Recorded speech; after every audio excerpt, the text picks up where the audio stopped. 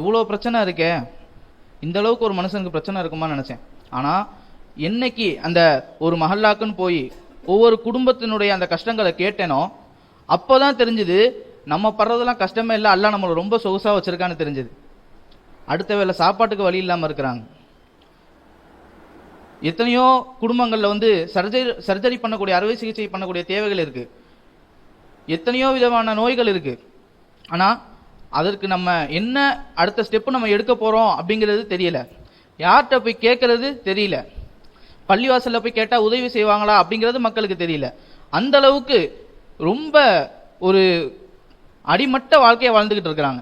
இப்போ இந்த மாதிரி மக்களை போய் நம்ம சந்திக்கும் போது தான் தெரியுது நம்ம படுறதெல்லாம் கஷ்டமே கிடையாது, அல்லாஹ் தஆலா நம்ம ரொம்ப சொகுசா வச்சிருக்கான் அப்படிங்கிறது தெரிய வருது. ثم كان من الذين آمنوا وتواصوا بالصبر وتواصوا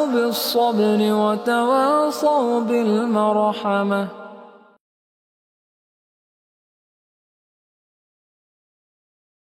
அஸ்ஸலாமு அலைக்கும் வரஹ்மத்துல்லாஹி தஆலா வபரகாத்துஹு.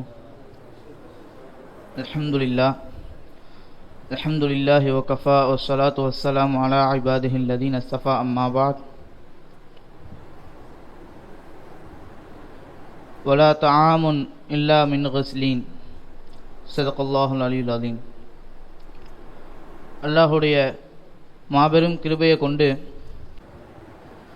எங்களுக்கு இந்த ஃபீல்டு ஒர்க்கை பற்றி எதுவுமே தெரியாது. நாங்கள் நினச்சோம் மக்களை போய் சந்திப்போம், அவங்களுடைய டீட்டெயில்ஸை நம்ம வாங்கி நிர்வாகத்துக்கிட்ட நம்ம கொடுத்துட்டு வந்துடுவோம், அவ்வளோதான் நம்ம வேலைன்னு நினச்சேன். ஆனால் அங்கே போன பின்னாடி தான் தெரிஞ்சது ஒவ்வொரு குடும்பத்திலிருந்தும் ஒவ்வொரு படிப்பினையும் நாங்கள் பெற்றுக்கொண்டோம். அப்போ எந்த அளவுக்கு ஒரு மனிதனுடைய முன்னேற்றம் இருக்கும், ஒரு ஆலிம் எந்த அளவுக்கு அதை உள்வாங்கிக் கொள்வார், எந்த அளவுக்கு அதை கற்றுக்கொள்வார் அப்படிங்கிறத நம்ம சிந்திச்சு பார்க்கணும். எத்தனையோ விதமான கஷ்டப்படுற குடும்பங்களை நாங்கள் பார்த்தோம். பொதுவாக ஒரு குடும்பம் அப்படின்னு எடுத்துக்கிட்டோம்னா ஏதாவது ஒரு வகையில் அந்த குடும்பத்துக்கு ஒரு கஷ்டம் இருக்கும். அதுபோல் எங்கள் குடும்பத்துக்கும் நிறைய பிரச்சனைகள், கஷ்டங்கள் இருக்குது. நான் நினச்சிக்கிட்டு இருந்தேன் கொஞ்ச நாளைக்கு முன்னாடி, இவ்வளோ பிரச்சனை இருக்கே, இந்த அளவுக்கு ஒரு மனுஷனுக்கு பிரச்சனை இருக்குமான்னு நினச்சேன்.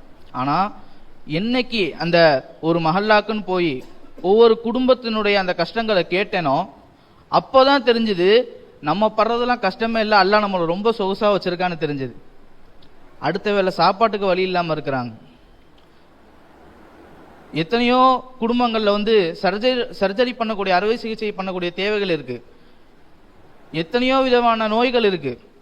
ஆனால் அதற்கு நம்ம என்ன அடுத்த ஸ்டெப்பு நம்ம எடுக்க போகிறோம் அப்படிங்கிறது தெரியல. யார்கிட்ட போய் கேட்கறது தெரியல. பள்ளிவாசலில் போய் கேட்டால் உதவி செய்வாங்களா அப்படிங்கிறது மக்களுக்கு தெரியல. அந்த அளவுக்கு ரொம்ப ஒரு அடிமட்ட வாழ்க்கையை வாழ்ந்துக்கிட்டு இருக்கிறாங்க. இப்போ இந்த மாதிரி மக்களை போய் நம்ம சந்திக்கும் போது தான் தெரியுது நம்ம படுறதெல்லாம் கஷ்டமே கிடையாது, அல்லாஹ் தஆலா நம்ம ரொம்ப சொகுசாக வச்சுருக்கான் அப்படிங்கிறது தெரிய வருது. அல்லாஹ் தஆலாக்கு உடனே நான் சுக்குர் செஞ்சேன். அல்லாஹ் என்னைய இந்த நிலைமையில இல்லாமல் நீ என்னை நல்லா வச்சிருக்கிய அப்படின்னு சொல்லி நான் முதல்ல சுக்குர் செஞ்சேன். அதுக்கடுத்து அவங்களுக்காக வேண்டி துவா செஞ்சேன். அல்லாஹ் இவங்களுக்கு நான் ஒரு நல்ல வழிகாட்டல் ஏற்படுத்துவாயாக அப்படின்னு சொல்லி. அதனுடைய வழிகாட்டல் படி தான் எம்எஸ்கே அப்படிங்கிற ஒரு விஷயத்த அங்கே ஏற்கனவே ஆரம்பித்து வச்சுருந்தாங்க. திரும்ப ரீசர்வே எடுக்கிறதுக்காக வேண்டி நாங்கள் போயிருந்தோம். அதில் இது மட்டும் இல்லாமல் இன்னும் 2 விஷயங்களை நான் கவனித்தேன். அங்கே எம்எஸ்கேல இருக்கக்கூடிய, அங்கே நடத்தாட்டி கொண்டு இருக்கக்கூடிய 2 பேர், அவர் எப்படின்னு கேட்டால் அவர் நிறைய விஷயங்கள் எங்கள்கிட்ட பகிர்ந்துக்கிட்டாரு. என்ன அப்படின்னு சொன்னால், அவர் வெளிநாட்டில் ஒரு நல்ல வேலையில் இருந்தார், நல்லா மால்தாரி. அவர் நல்லா எல்லாத்துலேயும் சொகுசாக இருக்கக்கூடிய ஒரு ஆள். அவர் சொன்னார், நான் இந்த ஊருக்கு மக்கள் படுற கஷ்டத்தை பார்த்து தான் நான் இந்த எம்எஸ்கே அப்படிங்கிறதுல இதில் ஆர்வம் செலுத்தி இதில் ஒரு உறுப்பினராக சேர்ந்தேன் அப்படின்னு சொன்னார். அவர் நிறைய விஷயங்கள் பகிர்ந்துக்கிட்டாரு. மிக ஒரு ஆர்வமுள்ள ஒரு மனிதர். அவர்கிட்ட நிறைய படிப்பினைகள் எங்களுக்கு கிடைச்சது. எப்படி மக்களை அணுகிறது, எப்படி மக்களுக்கு தேவையான விஷயங்கள் நம்ம செய்கிறது அப்படின்னு. இதை விட இன்னொருத்தர் இருக்கிறாரு. எப்படின்னு சொன்னால், தினமும் அவர் வீட்டில் இருந்து தான் மக்களுக்கு உணவு போகுது, தினமும் போகுது. அல்ஹம்துலில்லாஹ், எல்லா புகழும் அல்லாஹ்வுக்கு தான். எந்த அளவுக்குன்னு கேட்டால், நாங்கள் அவர் வீட்டுக்கு போயிருந்தோம். அவர் வீட்டில் அவர் பொருள் இருக்கிறத விட எம்எஸ்கே சார்ந்த பொருட்கள் இருக்கிறது தான் அதிகமாக இருந்துச்சு நாங்கள் பார்த்த வரைக்கும். அவர் தன்னுடைய குடும்பத்துக்காக உழைக்கிறத விட எம்எஸ்கே காண்டி அதிகமாக உழைக்கிறாரு. அல்லாஹ் தஆலா அவருடைய தரஜா உயர்த்தி வைக்கணும். யார் யாரெல்லாம் அந்த மஹல்லால வந்து எம்எஸ்கே காண்டி உழைக்கிறாங்களோ, பொதுவாக யார் யாரெல்லாம் இந்த துன்யால எம்எஸ்கே காண்டி உழைக்கிறாங்களோ அல்லாஹ் தஆலா அவங்களுடைய எல்லா விதமான தரஜாவையும் உயர்த்தி வைக்கணும். யார் ஆரம்பிச்சாங்களோ அல்லாஹ் தஆலா அதை கபூல் செஞ்சு கொள்ளணும்.